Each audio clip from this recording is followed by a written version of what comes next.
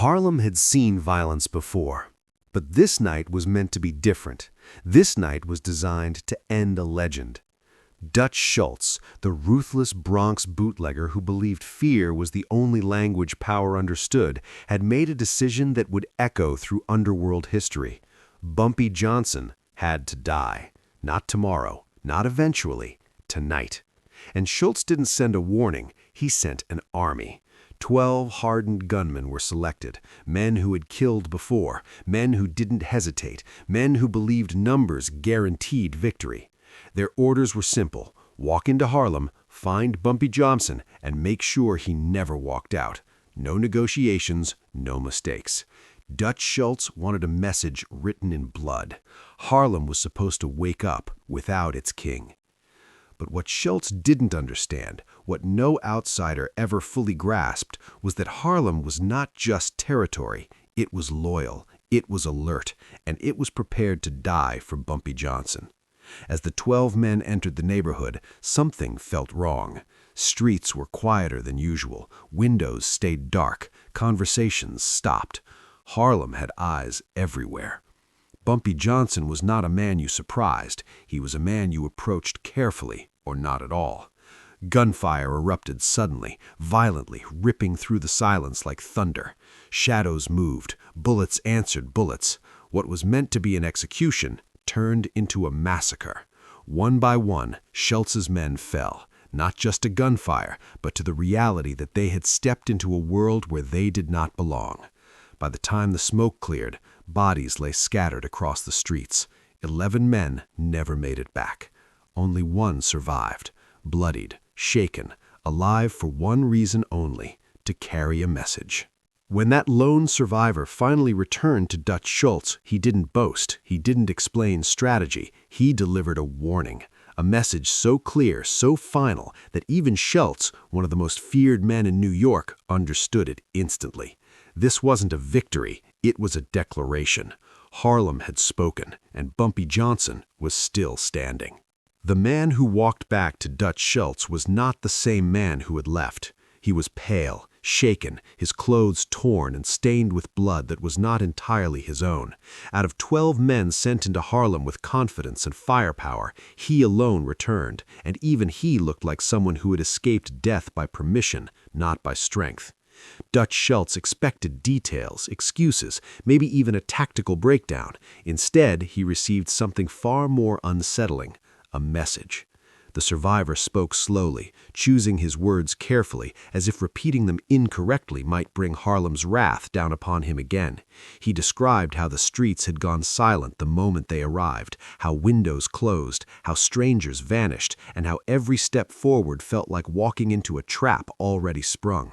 He told Schultz that Bumpy Johnson never panicked, never ran, never hid.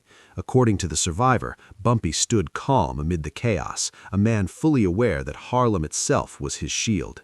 Then came the words that changed everything. The survivor said Bumpy Johnson had allowed him to live on purpose, not out of mercy, but out of strategy. The message was simple, brutal, and unforgettable. Tell Dutch Schultz that Harlem is not for sale, and if he sends another man, he won't get a messenger back. The room went silent. Schultz, a man known for unpredictable rage and violent outbursts, said nothing. He understood what had just happened. This wasn't just a failed hit. It was a humiliation. 11 men dead was a loss. 1 man spared was an insult. Bumpy Johnson had flipped the power dynamic completely, proving that even the most feared gangster in New York could be challenged and embarrassed on the streets of Harlem. The survivor's message wasn't just words, it was proof. Proof that Dutch Schultz had underestimated not just Bumpy Johnson, but an entire community bound by loyalty and fearlessness. From that moment on, the underworld began to whisper a dangerous truth. Harlem belonged to Bumpy, and anyone who tried to take it would pay in blood, or worse, in humiliation. What made the failed assassination attempt legendary wasn't just the number of men Dutch Schultz lost. It was how completely Bumpy Johnson controlled the outcome.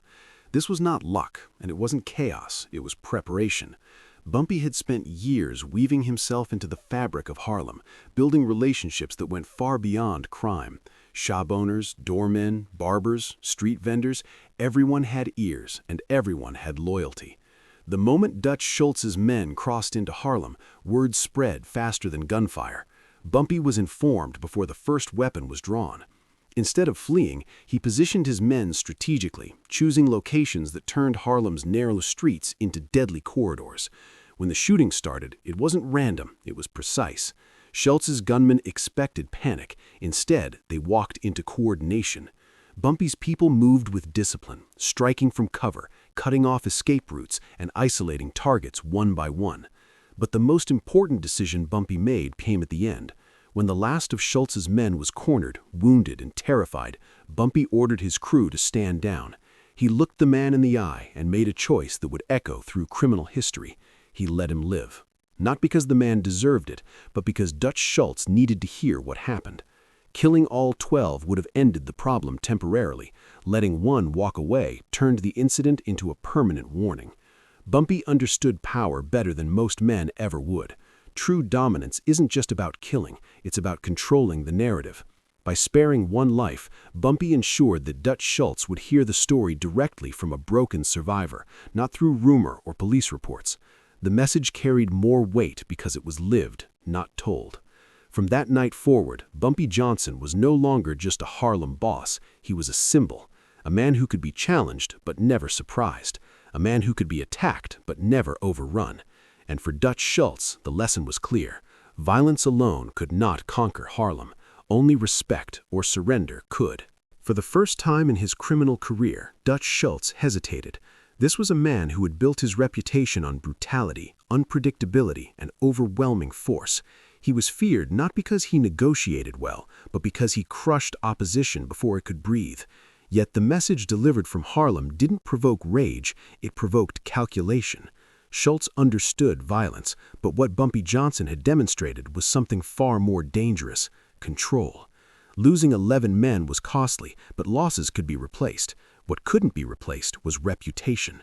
In the underworld, perception is currency, and Schultz's had just taken a serious hit. Word spread quickly among Italian bosses, Jewish syndicates, and independent operators. Dutch Schultz had tried to invade Harlem and failed. Worse, he had been outplayed. He didn't just lose men, he lost leverage. Allies began questioning his judgment, rivals began sensing weakness, and Schultz himself began to realize a harsh truth. This wasn't a war he could win by force alone. Harlem wasn't like the Bronx or Brooklyn. It wasn't fragmented, it wasn't divided. Under Bumpy Johnson, it functioned like a single organism, reacting instantly to threats. Every outsider was visible, every move was tracked. Schultz replayed the survivor's words in his head again and again. The calm confidence, the certainty, the warning that no messenger would return next time. It wasn't bravado, it was a promise, and Schultz believed it. For a man known for explosive decisions, restraint was unfamiliar territory, yet Bumpy had forced him into it. Attacking again would mean escalating a conflict that could draw unwanted attention from law enforcement and destabilize Schultz's own operations. Backing down would be humiliating, but survival in the underworld often required swallowing pride. Quietly, Dutch Schultz began redirecting his focus, shifting operations away from Harlem and towards safer ground. He never publicly admitted defeat, but everyone knew. The silence from his side spoke louder than gunfire. Bumpy Johnson had done what few men ever managed to do. He had checked Dutch Schultz without declaring war, without seeking approval, and without leaving his territory. From that moment on, Harlem was marked as untouchable, not because it was violent, but because it was organized, loyal, and united under one man. And Dutch Schultz would never forget the night he learned that numbers mean nothing when power is rooted in people, not fear. After Dutch Schultz pulled back, Harlem changed, not in appearance, but in reputation. The streets looked the same to outsiders, but within the criminal underworld, something irreversible had happened. News of the failed hit traveled faster than any newspaper headline. 11 dead men spoke louder than rumors ever could. Harlem was no longer seen as just another profitable territory, it was now considered forbidden ground. Other crime bosses began reassessing their ambitions. Some had quietly hoped Schultz would succeed, that Bumpy Johnson would fall, and Harlem would open up for business.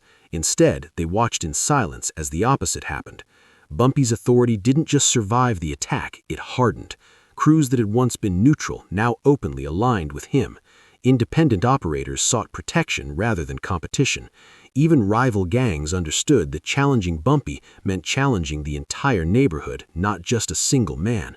What made this moment historic wasn't the violence itself, it was the unity it revealed.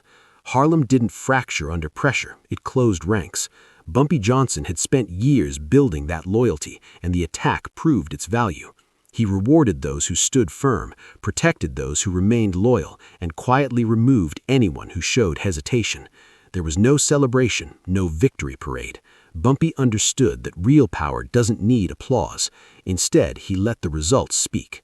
Business resumed smoothly, money flowed, order returned, and beneath it all was a new understanding shared by every serious criminal in New York. Harlem answered to Bumpy Johnson, and Bumpy Johnson alone.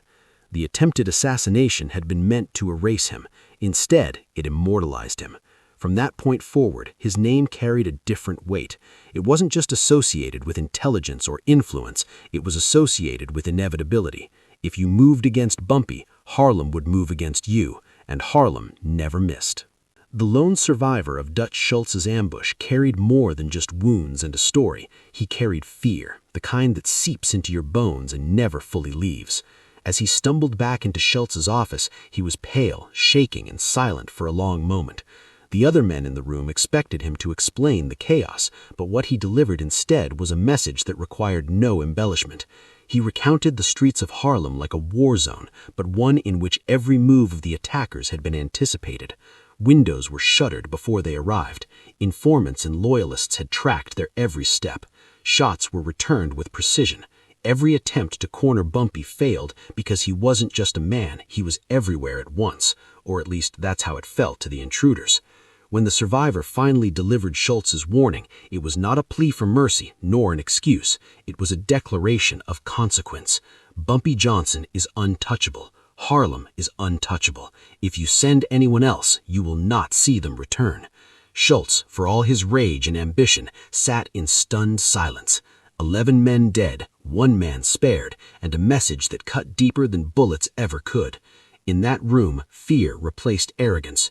Even the most seasoned gangsters understood instinctively that they were not dealing with a mere opponent. They were facing a force that combined intelligence, loyalty, and control over an entire community. That fear spread beyond Schultz's office.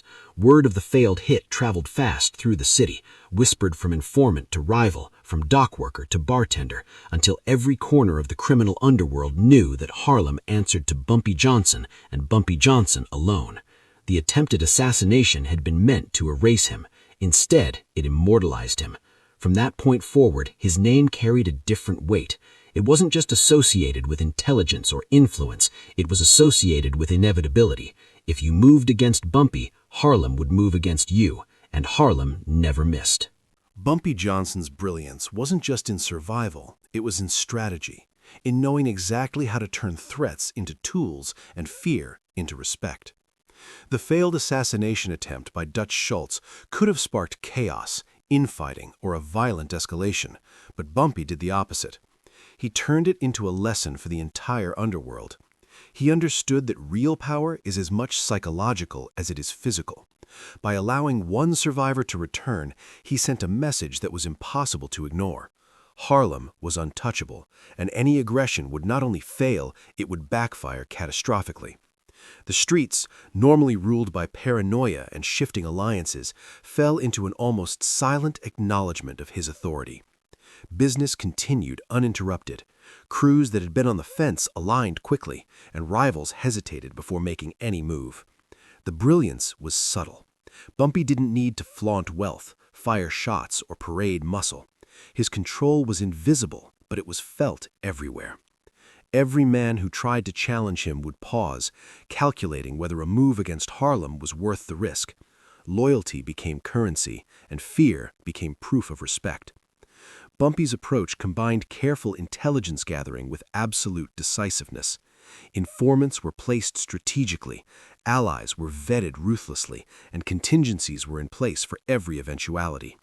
He treated Harlem as a living system, and any attempt to attack it would be like throwing rocks into a tightly controlled machine. The machine would adjust, adapt, and crush the intruders without flinching. Even Dutch Schultz, for all his arrogance, could not fully comprehend what had happened. 11 men dead, 1 man spared, and an entire neighborhood unified under a single leader. It was a victory far beyond what Schultz's firepower could achieve. Bumpy Johnson had rewritten the rules of engagement, proving that strength alone was nothing without intelligence, loyalty, and timing. By the end of that night, the criminal world had learned an unforgettable lesson. To challenge Harlem was to challenge a man who understood not just violence, but the art of survival, influence, and control at the highest level. And in doing so, Bumpy Johnson had not only defended his life, but cemented his legendary status in the history of organized crime. The failed assassination attempt didn't just protect Bumpy Johnson, it strengthened Harlem itself. In the aftermath, the neighborhood, which had always respected its kingpin, now became tightly unified, a force no outsider could penetrate. Shopkeepers, taxi drivers, doormen, and street vendors, ordinary citizens who lived in the shadow of gang activity, felt the ripple of Bumpy's power and loyalty. Everyone knew what had happened. Dutch Schultz had sent 12 men to kill a man who represented Harlem, and 11 never returned. The survivors' account spread quickly, amplified by word of mouth, whispered stories, and quiet confirmations from those who had seen the streets that night. Harlem's reputation for fearlessness was no longer rumor, it was proven in blood and precision.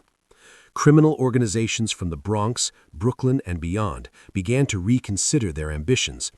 Attempting to take over Harlem became not just dangerous, but foolhardy, because the neighborhood had demonstrated it would act as one entity under Bumpy's leadership. Even Schultz himself, who had relied on audacity and brute force to command respect, realized that Harlem's cohesion made it untouchable. Bumpy Johnson had shown that power wasn't simply about muscle, it was about loyalty, foresight, and influence. No gang could buy or intimidate the community, because loyalty to Harlem was loyalty to Bumpy. The unity manifested not just in action, but in morale. Crews who might have competed with each other instead operated in coordinated networks, all subtly aligned under Bumpy's authority. Information moved quickly, threats were neutralized efficiently, and outsiders who tried to manipulate or infiltrate the neighborhood were systematically isolated. It was the perfect example of controlled territory, where every ally knew their role and every enemy understood the consequences of overstepping. By turning a single assassination attempt into a display of collective strength, Bumpy Johnson had sent a message that resonated far beyond Harlem. Attacking him was not merely personal, it was an attack on a community armed with loyalty, intelligence, and strategic mastery. From that point onward, Harlem's streets were more than territory, they were a fortress, invisible to the eyes of outsiders, impenetrable to threats, and completely devoted to its king. The failed hit had achieved what Schultz never imagined. It had solidified Bumpy's dominance and made Harlem a symbol of organized power that could not be bought, bullied, or broken. After the news reached Dutch Schultz, panic began to creep into his empire. Schultz was a man accustomed to fear and obedience, but Bumpy Johnson had flipped the rules of the game. 11 of his men dead, and 1 survivor returned with a warning that shattered Schultz's perception of control. The underworld noticed immediately. Italian mobsters, Jewish syndicates, and smaller street crews all realized that if Schultz, known for brutality and ruthless efficiency, could be humiliated by Harlem, then the balance of power had shifted. Schultz tried to mask his vulnerability, issuing orders for more hits, planning intimidation campaigns, and demanding loyalty checks from his subordinates. But deep down, he knew he had underestimated something far greater than a single man's skill with a gun. He had underestimated community, loyalty, and strategy combined. In every crime meeting, whispers circulated. Harlem is not just Bumpy, it's an army. Rivals began recalculating alliances, fearing that even the strongest partners could be trapped or betrayed. Schultz's survivors were haunted, and those who had survived the failed hit carried the psychological weight of the night. Every corner of the city spoke of Bumpy Johnson, not just as a gangster, but as a master strategist who could command territory, loyalty, and fear simultaneously. Meanwhile, Harlem itself flourished under this newfound recognition. Crews that had been on the edge of the streets now aligned fully with Bumpy. Local businesses, which had long paid protection money grudgingly, now respected the balance he maintained: order and enforcement without chaos. Violence became a tool, not a spectacle, and discipline among Bumpy's men made the neighborhood predictable for insiders but deadly for intruders. Schultz was forced to retreat, not out of defeat alone, but because the cost of attacking Harlem again was higher than any potential reward. The lesson was clear across the city. Brute force alone cannot overcome calculated power. By using strategy, loyalty, and psychological dominance, Bumpy Johnson had transformed an assassination attempt into a masterclass in intimidation and control.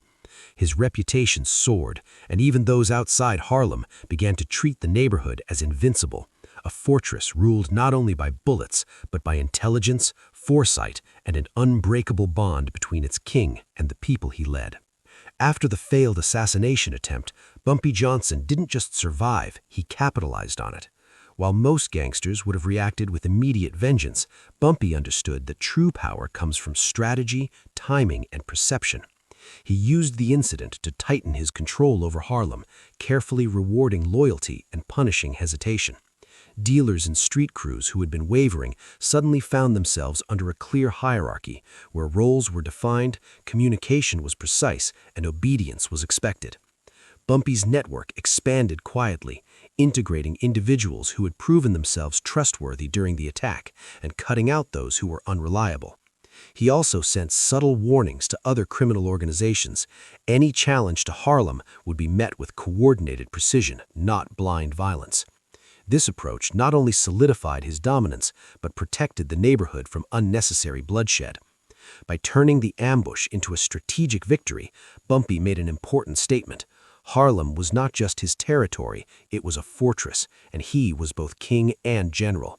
He reinforced security measures, positioned his loyal men in key locations, and ensured that intelligence moved faster than any threat could materialize. Each move was calculated to maintain order, strengthen loyalty, and keep outsiders off balance. Business continued as usual on the streets, but every competitor, every rival, every ambitious outsider knew that the landscape had changed. Where Dutch Schultz had once believed fear could dictate outcomes, now he realized that loyalty and preparation could outmatch intimidation. By consolidating power in this way, Bumpy not only neutralized immediate threats, but also laid the groundwork for long-term influence. The failed hit had transformed Bumpy Johnson from a local kingpin to a legend whose reputation extended far beyond Harlem, reaching the ears of every gang and law enforcement agency in New York City. Bumpy Johnson had demonstrated that survival was not about brute force, it was about intelligence, timing, and the ability to command respect without a single show of unnecessary violence. In doing so, Bumpy Johnson had cemented his legacy as Harlem's untouchable leader, a man who could be challenged in theory but never overpowered in practice.